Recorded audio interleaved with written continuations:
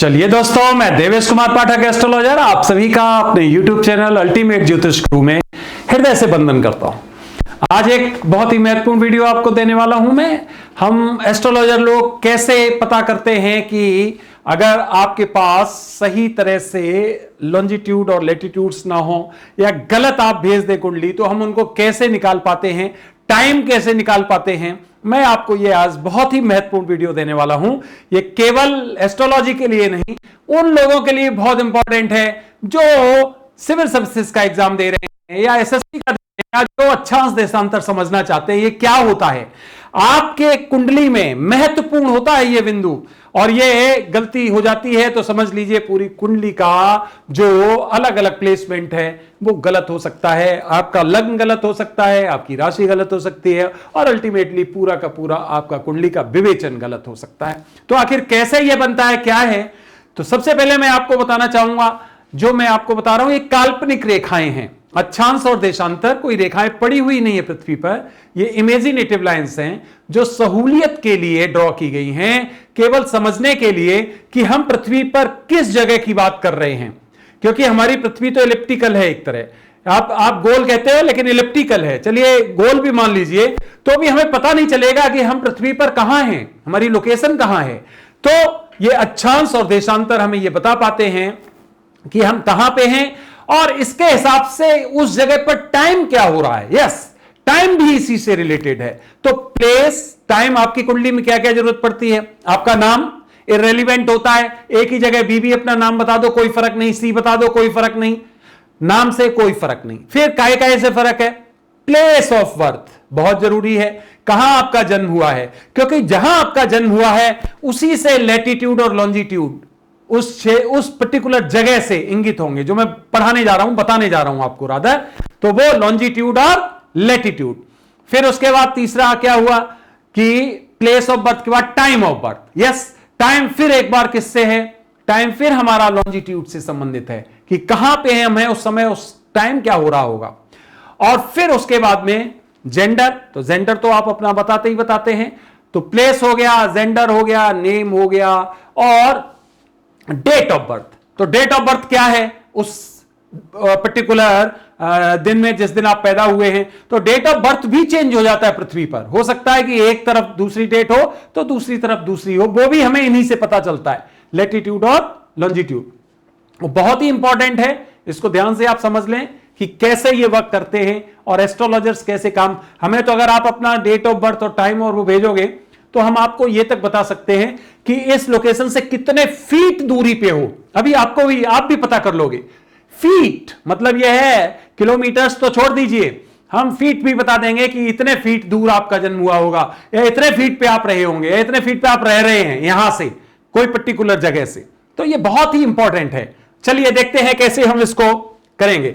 अब हम आपको किसी और दिन जो कंप्यूटराइज्ड फर्स्ट क्लास खूबसूरत सी पृथ्वी होती है उस पर समझाएंगे, लेकिन ऐसे प्रैक्टिकल समझाने में मुझे ज्यादा अच्छा लगता है। तो चलिए एक पृथ्वी वैसे ही इमेजिनेटिव बना लेते हैं, जिससे 1 और 1 2 जैसी भी बन गई, ध्यान से समझ लीजिए। हमें केवल इस पर एक खंड समझाना है। ये एलिप्टिकल है, हो सकता है मैं दूसरी जगह बनाऊं तो ज्यादा ठीक बना पाऊं, तीसरी जगह बनाऊं तो और ठीक बना पाऊं, लेकिन केवल समझने के लिए। तो चलिए हम इस पे आपको बताने जा रहे हैं कि कैसे हम पृथ्वी का आपको निरूपण करेंगे कि आप किस जगह पे इस समय खड़े हैं और क्या स्थिति है, क्या परिस्थिति है। चलिए देखते हैं। पृथ्वी को हम यूं ड्रॉ कर दिया। अब इस पृथ्वी को ऐसे ड्रॉ करने के बाद में निश्चित तौर पे यह असामान्य पृथ्वी हुई है ड्रॉ। क्यों? क्योंकि हमें व्हाइट बोर्ड पे करना है, इसलिए यह सही नहीं आ सकती है, केवल समझाने के लिए। अब हम यहां पर क्या करते हैं कि एक तो मध्य मान के इधर को लाइन ड्रॉ कर देते हैं। ये सब इमेजिनेटिव है, ध्यान रखना, काल्पनिक, लेकिन हां काल्पनिक से ही हमें वास्तविकता पता चलती है। और एक लाइन हम यहां से इधर को ड्रॉ कर देते हैं। ध्यान से देखिए, तो जो ये हमने ड्रॉ की है इसको हम कहते हैं पूर्व से पश्चिम की तरफ। ये पूर्व से पश्चिम की तरफ हमें आर्क दे रही है, और ये जो है वो हमें नॉर्थ और साउथ का स्थिति दे रही।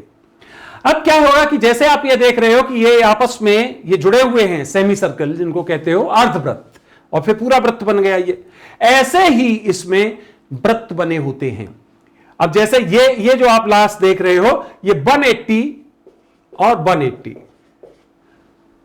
अगर इनको इस तरह से ड्रॉ करते चले जाओगे तो 180 डिग्री लास्ट पड़ेगा और 180 डिग्री इधर से लास्ट, और दोनों आपस में मिल जाएंगे। यहां पे आके क्या इनकी दूरी हो जाएगी, 0, बिल्कुल मिल गए आपस में। तो ये 360 देशांतर होते हैं। इनको इंग्लिश में हम कहते हैं लॉन्जिट्यूड। क्यों कहते हैं लॉन्जिट्यूड? क्योंकि ये लॉन्ग है, ध्यान से देखो, इसलिए इनको लॉन्जिट्यूड। देशांतर, देशों का अंतर, यहां जो जो देश बसे हुए हैं उनमें अंतर इसी से पता चलता है, इन्हीं आर्क से पता चलता है, इन्हीं चापों से पता चलता है। अब हम पहले इनको देख लेते हैं। जो ये आप देख रहे हैं, ये हॉरिजॉन्टल जो पड़े हुए हैं, ये हमारा जो इक्वेटर है, इक्वेटर का मतलब 0 डिग्री, इनको हम कहते हैं अक्षांश, अक्ष अंश, अक्षों का अंश। तो ये क्या हो गया, ये हमारा लेटिट्यूड हो गया, जिसमें कि ये 0 इक्वेटर कहा जाता है इसको, विषुवत रेखा। विषुवत रेखा से जब हम आगे चलते हैं तो अंदाज से 23.12 और 23.1/2, 23.5 और 23.5 डिग्री उत्तर और दक्षिण में चले जाते हैं। जब उत्तर में जाते हैं तो इसको हम क्या कहते हैं, इसको हम कहते हैं कर्क रेखा, और दक्षिण में चले जाते हैं तो इसको कहते हैं हम मकर रेखा। तो आपने देखा होगा ज्योतिष में भी आपका कर्क राशि भी होती है तो मकर भी होती है। कर्क राशि नंबर 4 पे होती है तो मकर नंबर 10 पे होती है, एक दूसरे के ऑपोजिट होते हैं। ये भी मैं किसी दिन आपको बताऊंगा कि सूर्य जो है हमारा इसी बीच में, पृथ्वी जो सूर्य का चक्कर लगाती है उसका इसी पर्टिकुलर बीच में ही उसका प्रभाव रहता है। ये बात की बात है, अभी तो केवल मैं आपको ये बता रहा हूं। अब क्या परिस्थिति बनी, ये कर्क हो गई, ये मकर हो गई, 23 से 1/2 पे। आगे अगर हम फिर देखें तो 66y12 और 66y12, ये दो रेखाएं और काल्पनिक मानी गई हैं। तो इसको हम आर्कटिक रेखा कहते हैं। आर्कटिक क्यों? क्योंकि ये यहां आर्कटिक रीजन के पास है, ये उत्तरी ध्रुव। और इसको हम अंटार्कटिक कहते हैं, अंटार्कटिक रेखा। क्यों? क्योंकि ये अंटार्कटिका के साथ है, 66 से 1/2। तो ये आर्कटिक हो गई, ये अंटार्कटिक हो गई। सब इमेजिनेटिव है, कोई रेखा पड़ी हुई नहीं है। प्रैक्टिकल अगर जाओगे कुछ नहीं मिलेगा वहां पे। और ये 0 पे अगर हम आ जाए तो ये 90 डिग्री हो गई उत्तर, और ये 90 डिग्री हो गई दक्षिण। इसका मतलब क्या हो गया, ये हो गया हमारा अंटार्कटिका का दक्षिणी ध्रुव, और ये हो गया आर्कटिक उत्तरी ध्रुव। इसका मतलब है कि अगर हम अक्षांशों को देखें, टोटल 180 हुए, 90 उत्तर में, 90 दक्षिण में। और अगर हम देशांतरों को देखें तो 360 हुए, 180 ईस्ट में, इसको ईस्ट मानेंगे, और 180 वेस्ट में, पूरब और पश्चिम। तो अब 4 भागों में हमारी पृथ्वी एक तरह से बट गई। देखो ध्यान से, अगर हम यहां से देखें ये वाला, ये पर्टिकुलर पार्ट, ये वाला, तो ये ईस्ट है किसके लिए, देशांतरों के लिए, और नॉर्थ है अक्षांशों के लिए। अगर हम इसको देखें तो ये वेस्ट है किसके लिए, देशांतरों के लिए, और नॉर्थ है अक्षांशों के लिए। ऐसे ही ये दो दक्षिण हो जाएंगे। अगर हम इस पार्ट को देखेंगे तो ये दक्षिण है अक्षांशों के लिए, और ईस्ट है किसके लिए, देशांतरों के लिए। और अगर हम इसको देखेंगे तो ये क्या है, ये हमारा साउथ है किसके लिए, अक्षांशों के लिए, और वेस्ट है या पश्चिम है किसके लिए, देशांतरों के लिए। समझ गए, 4 खंड हो गए। अब इन 4 खंडों में कैसे हमारा टाइम और कैसे हम उसको रेगुलेट करते, तो ध्यान से समझिए। टाइम में, डेट में हमारी अक्षांशों की कोई भूमिका नहीं होती है, अक्षांशों की कोई भूमिका नहीं होती है। इसलिए इन रेखाओं से हमें कोई मतलब नहीं। जो ये आप देख रहे हो ना, जो हॉरिजॉन्टल, टाइम से इसका कोई हमें फर्क नहीं पड़ेगा। कैसे पड़ेगा, हमें पड़ेगा इनसे, जो 160 है। अगर हम इस तरह से एक ड्रॉ करें यहां पर अर्धवृत्त, और दूसरा यहां से करें अर्धवृत्त, तो इस तरह से हम अगर अर्धवृत्त करेंगे तो 180 इधर बन सकते हैं और 180 इधर बन सकते हैं। और इसीलिए इनको हमने क्या किया, 360 बना दिया। अब चलिए आगे चलते हैं। अब क्या होता है कि जो पृथ्वी की गति है सूर्य का चक्र लगाने में, यह पूरा एक जो पृथ्वी लगाती है सूर्य का चक्कर, उसमें जो इसका टाइम लगता है वो 365 दिन की लगभग टाइम लगता है। तो इसका मतलब यह हो गया कि 1 वर्ष का समय वही हो गया जो सूर्य का चक्कर लगाएगी, राइट। और पृथ्वी जो अपने एक्सिस पे चक्कर लगाती है वो 23 घंटे 56 मिनट 4.09 सेकेंड का टाइम लगता है। 23 घंटा 56 मिनट 4.09 सेकेंड। इसका मतलब वो एक दिन का मान हो गया। तो एक दिन में जब देखते हो आप, आज जो टाइम है कल इसी टाइम पृथ्वी उसी जगह से अपनी एक्सिस पे होगी। इसी तरह से 365 दिन में लगभग जो है 365.4 का टाइम लगता है, ऐसे समझ सकते हो आप, क्योंकि वो 4 वर्ष बाद क्या होता है कि वो लीप हो जाता है और वो 366 डेज की ईयर हो जाती है। खैर वो एक कैलेंडर का विषय है, वो आगे की बात है। अभी मैं केवल आपको बता रहा हूं कि कैसे टाइम जोन का पता कर लेते हैं। चलिए, अब क्या हुआ कि जितने भी ये देशांतर हैं 180 कितने हुए 360। पृथ्वी को सूर्य का चक्कर लगाने में, एक देशांतर को क्रॉस करने में, ऐसे समझ सकते हो कुल 4 मिनट का समय लगता है। कितना? 4 मिनट्स का। अब 4 मिनट्स का समय लगता है। टोटल कितने हैं ये? 180 इंटू 2 इज इक्वल टू 360। 360 में अगर हम 4 का गुणा करेंगे तो ये 1440 हो जाएंगे, 1440। ये 1440 को अगर घंटे में करेंगे कन्वर्ट तो ये 24 घंटे हो जाएंगे। इसका मतलब क्या हो गया कि पृथ्वी एक दिन में अपने अक्ष पर पूरा एक चक्कर लगा लेती है और वो एक दिन के बराबर हो जाता है। तो इसका मतलब क्या हो गया कि पृथ्वी को चक्कर लगाने में कितना समय लगा? 4 मिनट का समय लगा। अब क्या हुआ कि इसी 4 मिनट से हम दुनिया के हर हिस्से का टाइम निकाल सकते हैं। हमें कुछ पता हो ना पता हो, केवल हमें अगर यह मिल जाए, क्या लॉन्जिट्यूड मिल जाए, तुरंत पता लगा सकते हैं कि इस आदमी किस टाइम की बात कर रहा है, कौन से टाइम जोन की बात कर रहा है। अमेरिका में है, कनाडा में है, जापान में है, चाइना में है, इंडिया में है, क्या परिस्थिति है, तुरंत पता चल जाएगा। देखो कैसे। अब मान लीजिए ये 2 भागों में हमने बांट दिया था, इसको ईस्ट कहा था, इसको वेस्ट कहा था। सूर्य कहां से निकलता है? ईस्ट से। तो इसका मतलब जब सूर्य यहां से निकल रहा है तो सबसे पहले यहीं से पास होगा, उसके बाद वेस्ट में जाएगा। इसका अर्थ क्या हो गया? इसका अर्थ यह हो गया कि जैसे जैसे सूर्य आगे बढ़ेगा वैसे वैसे इधर या पृथ्वी उसके सापेक्ष बढ़ेगी। दोनों तरह से, वैसे वर्षा केवल समझाने के लिए बता रहा हूं। तो क्या स्थिति बनेगी? तो यह स्थिति बनेगी कि जब कभी भी हम पृथ्वी का टाइम निकालेंगे तो अगर हमें कभी ईस्ट की तरफ जाना हो तो वो हमेशा प्लस होगा टाइम, और वेस्ट की तरफ जाना हो तो वो हमेशा माइनस होगा टाइम। सिंपल फंडा समझ लीजिए। अगर हमें कभी ईस्ट की तरफ का टाइम निकालना है, जैसे मान लीजिए अभी कितना बजा है यहां पे, मान लीजिए 5 बजा है, हम यहां पे हैं इस समय भारत में। अब हम यहां से ईस्ट की तरफ जाने को प्रयास करते हैं। हम जापान में टाइम पूछते हैं आपसे, तो जापान यहां से कहां है? ईस्ट में। क्या अर्थ हुआ कि जापान में यहां से ज्यादा टाइम होगा इस समय। इस समय जापान में कितना ज्यादा होगा वो हम यहां अभी निकाल के बता देंगे आपको। अब अगर कहा जाए आपसे इधर चले जाइए अफ्रीका में, कि अफ्रीका में क्या टाइम होगा, तो अफ्रीका में जो टाइम होगा वो इससे कम होगा। क्यों? क्योंकि हम वेस्ट की तरफ जा रहे हैं, तो वेस्ट की तरफ टाइम माइनस होगा। तो वहां पर क्या होगा? इस समय दोपहर हो रही होगी। जैसे जैसे देशांतर आगे चलते चले जाएंगे वैसे वैसे टाइम में अंतर हो जाएगा, और एक जगह ऐसी पहुंचेगी कि जहां डेट में भी अंतर आ जाएगा। आज यहां पे 3 है तो किसी और जगह पे वो 2 हो सकती है, 4 हो सकती है। अब हम चलते हैं आगे, किस तरह कैलकुलेट करेंगे। देखिए ये जो लाइन निकल रही है, दिस पर्टिकुलर जीरो जिसको कहते हो, इसको हम कहते हैं ग्रीनविच मीन लाइन, और जो टाइम यहां पे होता है उसको कहते हैं ग्रीनविच मीन टाइम। क्या है ये? इस पर्टिकुलर इस जगह को जो ये देख रहे हो आप, इसको ग्रीनविच कहा जाता है। इसका मतलब है लंदन के पास में ये है, ये 0 डिग्री यहां से निकलती है, तो यहीं से पूरी दुनिया का टाइम स्केल चलता है। इसी को कहते हैं GMT, ग्रीनविच मीन टाइम, यहीं से है। अब यहां से जितने इधर को बढ़ोगे ईस्ट की तरफ, ध्यान से देखो, उतना ज्यादा टाइम बढ़ता चला जाएगा। जैसे यहां पे 12 बजे हैं, इधर बढ़ोगे तो 1 2 3 4 इस तरह से बढ़ता चला जाएगा, और जब इधर बढ़ोगे तो कम होता चला जाएगा, 11 10 9 8 इस तरह से होता चला जाएगा।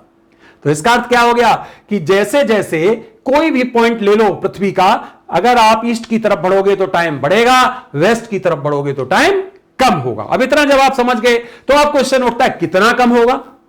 यस, हम आपको ऑलरेडी बता चुके हैं कि एक देशांतर को क्रॉस करने में 4 मिनट का टाइम, जितने देशांतर का अंतर हो बस उतना ही टाइम का अंतर होगा। अब देखो यहां से 0 से आपको बता देते, मान लो कि 0 पर इस समय 12 बजे हैं दिन के, 12 o'clock कर दो, PM लिख देते समझाने के लिए, वैसे o'clock लिखते हैं।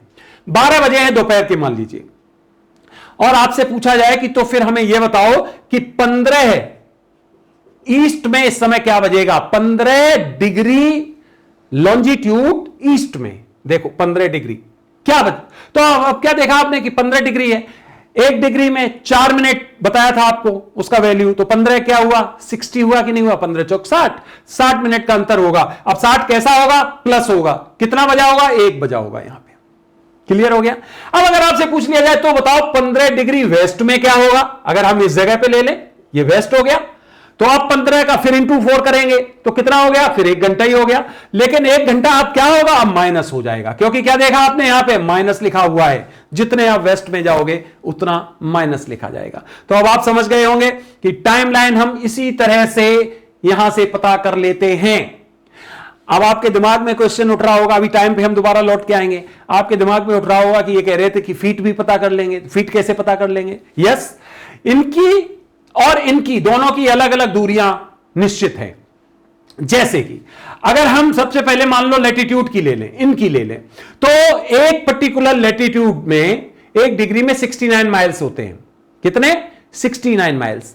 अब 69 माइल्स होते हैं तो आप कहेंगे फीट कैसे पता चल जाएंगे, अरे उनको फीट में कन्वर्ट कर लेते हैं। जो फीट होते हैं वो होते हैं 364,000, 3,64,000 फीट 1 डिग्री में, 3,64,000 फीट। अगर यहां से यहां 1 डिग्री है तो तुरंत पता चल जाएगा 3,64,000 डिग्री फीट है यहां पर कोई भी व्यक्ति। अब अगर मान लो ये कहीं 1 मिनट हो, अब 1 मिनट का क्या मतलब है, देखो ध्यान से, ये डिग्री हो गया, ये मिनट हो गया, और ये मान लो ये सेकंड हो गया, क्लियर हो गया। तो अब हम यहां डिग्री बता दिया हमने आपको, डिग्री की जो वैल्यू है वो 3,64,000 फीट हो गई। अब हम आपको मिनट की बताते हैं, ये 6068 होती है, 6068 फीट होती है मिनट की वैल्यू। तो अब अगर ऐसा लिखा हुआ है तो फिर हम क्या करेंगे कि इसके भी फीट निकालेंगे, 606। अब सेकंड के कितने हैं, यहां क्या देखा हमने, 20 सेकंड है, तो 1 सेकंड की जो वैल्यू होती है वो होती है 101 फीट, 101। अब 101 फीट को और जोड़ देंगे तो पता चल जाएगा कि, एक बार रिपीट कर देता हूं कि 1 डिग्री की जो वैल्यू है वो 3,64,000 फीट है, 1 मिनट की वैल्यू है 6068 है, और 1 सेकंड की जो वैल्यू होती है वो 101 फीट होती है। क्लियर हो गया। अब आ जाओ देशांतरों पे, लॉन्जिट्यूड, वो भी जरूरी है, उनकी कैसे वैल्यू निकालेंगे, उनकी भी इसी तरह से वैल्यू निकालेंगे, जे कांस्टेंट रहेगा, ये डिग्री, मिनट और सेकंड। कैसे निकालेंगे, लॉन्जिट्यूड की निकालेंगे तो अगर उसकी 1 डिग्री की निकालें तो 2,88,000, इससे कम होती है थोड़ी सी, 2,88,200 फीट, 2,88,200 फीट होगी। अब अगर हम कहें कि मिनट की क्या होगी, लॉन्जिट्यूड की, तो 1 मिनट की जो निकलेगी जाके, वो निकलेगी जाके लगभग 4,800 फीट, 4,800 फीट। और फिर आप कहें कि 1 सेकंड की कितनी होगी, तो 1 सेकंड की 80 फीट की लगभग होगी। तो आप देख रहे हैं कि 1 सेकंड में लगभग 21 फीट का अंतर आ रहा है लॉन्जिट्यूड में और लैटिट्यूड में। तो इस तरह से किसी भी जगह के फीट निकाल सकते हैं हम कि कितने फीट पर कहां से इस व्यक्ति का जन्म हुआ होगा, या कहां यह रह रहा है दुनिया में, किस कोने पे रह रहा है, इमीडिएटली निकाल सकते हैं। बस हमें यह पता होना चाहिए वेस्ट है, ईस्ट है, नॉर्थ है, साउथ है, और यह लिखा होता है आपकी कुंडली में। आपने देखा होगा जब आपका कुंडली का निर्माण होता है, सबसे महत्वपूर्ण यही चीज होती है। अगर आपके लैटिट्यूड्स और लॉन्जिट्यूड नहीं पता है तो आप पता करके रखिए, आपके डालिए उसमें अपने गूगल में, और पता चल जाएगा कि आपके आसपास के जो है उनका क्या वैल्यू है। यह बहुत जरूरी है आपकी कुंडली के लिए, केवल कुंडली के लिए नहीं है, व्यवहारिक ज्ञान कहीं पर है आप दुनिया में, आपको पता होना चाहिए हम किस लैटिट्यूड पे हैं इस समय, हम किस इस समय लॉन्जिट्यूड पे हैं। तुरंत आपको पता चल जाएगा कि आप अपने देश से कितनी दूरी पे हैं, आप अपने प्रदेश से कितनी दूरी पे हैं, आप अपने घर से कितनी दूरी पे हैं, आप कितने फीट की दूरी पे हैं, यह भी आप वर्कआउट कर सकते हो। तो यह अब आप समझ गए होंगे। अब हम क्या करते हैं, आपको 2-4 एग्जाम्पल दे देते हैं, बिल्कुल समझ में आ जाएगा आपको। अब जैसे मान लीजिए कि हमने कहा, यहां का कोई टाइम आपको दे दिया, हमने कहा वेस्ट में मान लीजिए 32, चलिए यहां पे कर देते हैं, आपको दिखना चाहिए, नहीं दिख रहा है, चलिए यहां कर देते हैं। मान लीजिए हमने कहा कि 32 डिग्री पर, 32 कौन सी, वेस्ट में, 32 डिग्री वेस्ट में मान लीजिए कि इस समय शाम के 6:10, इसका मतलब 18:10 बजे हुए हैं। तो बताओ ईस्ट में इस समय क्या बजा होगा? हम यहां पे दे देते हैं आपको डिग्री 25 डिग्री ईस्ट में क्या बजा होगा? क्लियर हो गया? वेस्ट का टाइम दिया और ईस्ट पूछा गया आपसे, तो सबसे पहला पॉइंट क्या हो गया? सबसे पहला ये हो गया टाइम इससे ज्यादा आएगा, इससे ज्यादा। क्यों? क्योंकि प्लस है ईस्ट यहां पे, पहला पॉइंट। अब जरा हम इसको कन्वर्ट कर लेते हैं, डिफरेंस ले लेते हैं इन दोनों का। क्या हो रहा है यहां देख रहे हैं 32 वेस्ट और 25 ईस्ट, दोनों को जोड़ दिया 57 हो गया। 32 और 25 57। अब 57 डिग्री हो गया, इनका हमें डिफरेंस निकालना है। 1 डिग्री बराबर क्या होता था? याद करो 4। 1 डिग्री बराबर 4 मिनट, तो 57 डिग्री बराबर क्या होगा भाई? कितना होगा? 228। 57 डिग्री बराबर 228 होना चाहिए कि नहीं? कैलकुलेट कर लेना, मैंने तो वैसे ही कर दिया। 228। अब ये 228 क्या हुआ? मिनट हुआ भाई।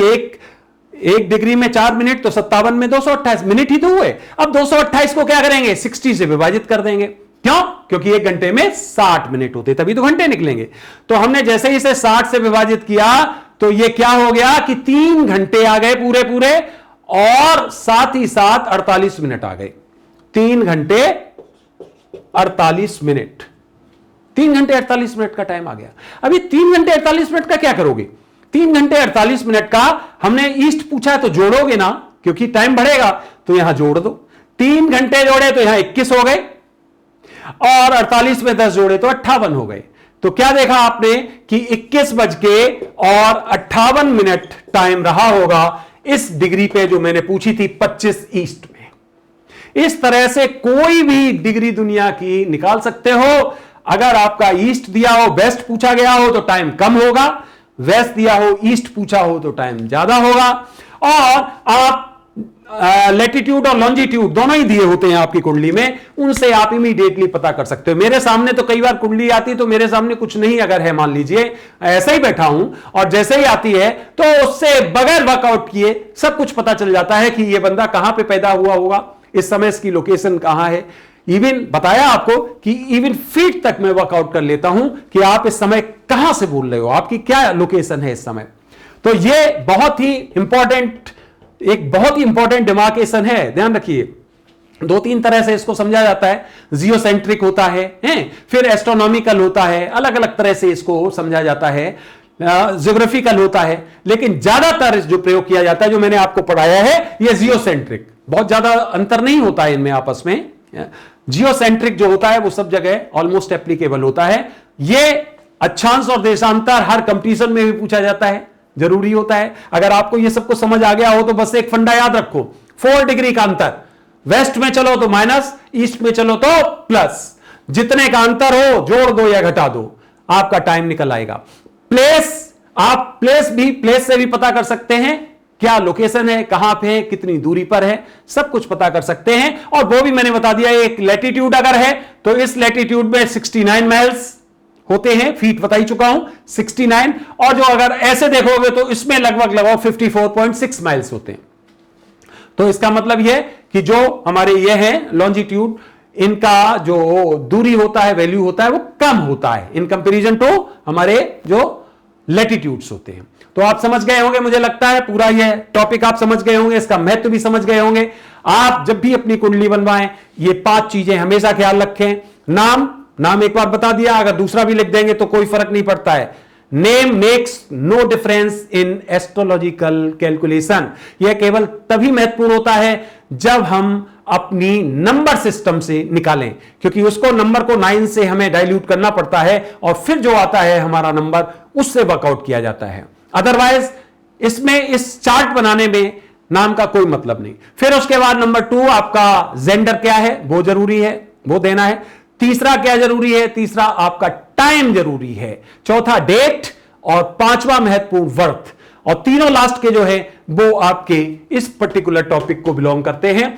प्लेस कहां है वो भी यहां से पता कर सकते हो, और टाइम क्या हुआ होगा वहां पे वो भी पता कर सकते हो, कितना डिफरेंस है वो भी पता कर सकते हो, इंक्रीजिंग है, डिक्रीजिंग है, क्या परिस्थिति है। इसी तरह से कभी कभी जो मैंने बताया दिन का अंतर हो जाता है। अब देखिए 360 है, मान लीजिए इस पॉइंट पे, ये जो बिल्कुल कोर यहां पे और यहां पे अगर देखा जाए तो डेट में अंतर आ जाएगा कि नहीं आ जाएगा? क्योंकि दोनों एकदम अंतर इनका हो जाएगा 360 से कुछ कम होगा, डेट में अंतर हो जाएगा। जब कभी भी अंतर हो जाएगा मान लीजिए 12 घंटे का, तो दिन रात, यहां दिन होगा कहीं और रात, 24 घंटे का लगभग हो जाएगा अंतर लगभग, तो फिर वो डेट भी बदल सकती है। कई बार ऐसी परिस्थिति होती है कि पर्टिकुलर टाइम पे यहां डेट दूसरी है, किसी और देश में दूसरी है। तो फ्रेंड्स, ये वीडियो मुझे बहुत इंपॉर्टेंट लग रहा था, क्योंकि आप लोग कई बार हमसे पूछते हो कि अगर वो नहीं हो हमारे पास, तो प्लेस नहीं हो तो कैसे, या हम कहीं का भी प्लेस दे दें, हमें प्लेस नहीं पता है, तो फिर आप मत कराइए अपना विवेचन। कारण क्या है? क्योंकि वो बहुत जरूरी है, उसी से आपका कुंडली का विवेचन होता है। क्योंकि फिर क्या होता है, उसके सापेक्ष टाइम निकाला जाता है। कुंडली निर्धारण पहले हाथ से होता था, बहुत टिपिकल होता है।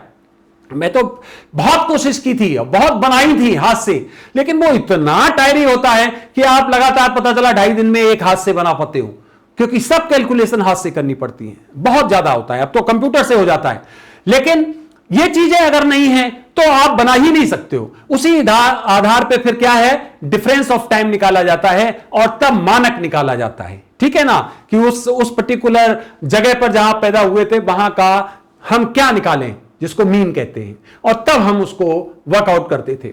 अब तो सब कुछ कंप्यूटर से हो जाता है, जैसे ही आपने डाला, अगर नहीं भी पता है तो गूगल पे डालिए और पता कर लीजिए कि इस यहां का क्या है, लैटिट्यूड क्या है, लॉन्जिट्यूड। हम तो अगर कहीं डाउट होता है तो पूरा पता करके तभी करते हैं, अदरवाइज नहीं करते। तो फ्रेंड्स, ये आपका वीडियो बहुत इंपॉर्टेंट रहा होगा, मुझे मालूम है। ये शायद समझ भी गए होंगे आपने ये वीडियो देखा, उसके लिए बहुत बहुत धन्यवाद। अगर अभी तक चैनल सब्सक्राइब नहीं किया है तो प्लीज सब्सक्राइब करिए। इस तरह के मैं महत्वपूर्ण वीडियोज आपको निरंतर देता रहूंगा। आगे भी जुड़े रहिए और अगले वीडियोज का इंतजार करिए। थैंक्स अ लॉट, आप सभी को मेरी तरफ से ओम नमः शिवाय, नमस्कार।